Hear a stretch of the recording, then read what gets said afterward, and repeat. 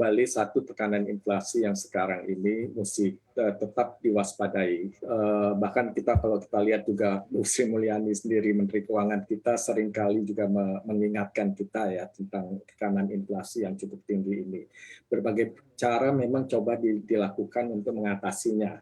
Termasuk diantaranya adalah diplomasi perdagangan dengan beberapa negara-negara sahabat kita. Di antaranya dengan India misalkan, antara WIT dengan CPO, apakah bisa jangan terjadi boykot satu sama lain. Yang juga krusial mungkin nantinya adalah bagaimana dengan Vietnam dan Thailand untuk kaitannya dengan beras supaya supply beras kalau memang diperlukan untuk Indonesia lebih dari itu bisa tetap berjalan dengan lancar, dengan daging dan sebagainya gitu ya, beberapa diplomasi perdagangan. Termasuk juga kemarin Pak Jokowi yang saya juga di antaranya itu adalah pergi ke Ukraina dan misi ke Rusia, ada juga misi perdagangannya di samping misi mencoba untuk mendamaikan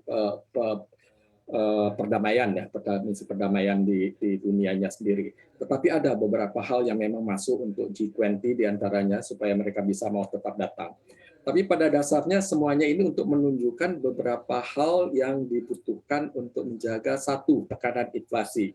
Dan catatan penting yang untuk inflasi di Indonesia adalah kita tidak mengalami inflasi yang tinggi sekali seperti di Amerika karena dari sisi demand yang eksesif banget. Kita tidak mengalami itu. Jadi makanya suku bunga bukanlah satu-satunya cara yang lebih besar sekali, penting banget gitu seperti halnya di Amerika contohnya. Itu agak berbeda dengan kasus di Indonesia. Walaupun suku bunga menjadi bagian penting waktu kita bicara tentang sentimen yang tadi dikatakan interest rate differentials ya, yang mau tidak mau harus ada tetap dijaga. Baik. Nah ini yang nantinya ke arah rupiah.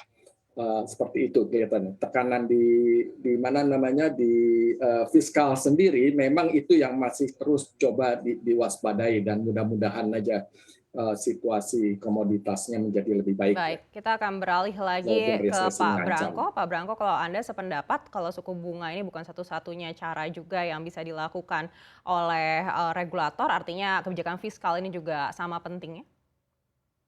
Saya setuju, biarpun seperti yang saya sampaikan tadi, interest rate differential itu mutlak perlu diperhatikan.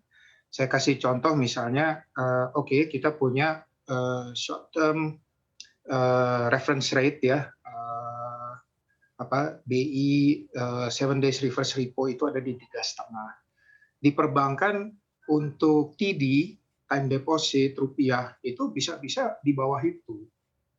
Dan di bawah itu kalau misalnya dia ada di level 2, something ya 2,7 atau 2,6 kan itu lebih dekat lagi ke suku bunga US, apalagi kalau dia naikin terus. Ingat US sekarang udah di 1,5 ya, 1,5 kalau dia naik setengah lagi udah di 2. Time deposit kita antara 2 sampai 3 sampai 3,5 mungkin ya. Terus kalau gitu kita juga harus perhatikan satu lagi, selain time deposit rupiah, kita juga harus perhatikan time deposit US dollar. Time deposit US dollar itu adalah untuk menjaga agar US dollar yang ada di dalam negeri di Indonesia ini jangan sampai keluar, karena itu adalah cadangan devisa kita yang bisa dipakai untuk fight pada saat rupiah melemah. Nah, kalau di Indonesia sekarang US dollar itu di 0,25, sementara di US atau di seluruh dunia kan udah naik ya, gara-gara US kan sekarang udah 1,5.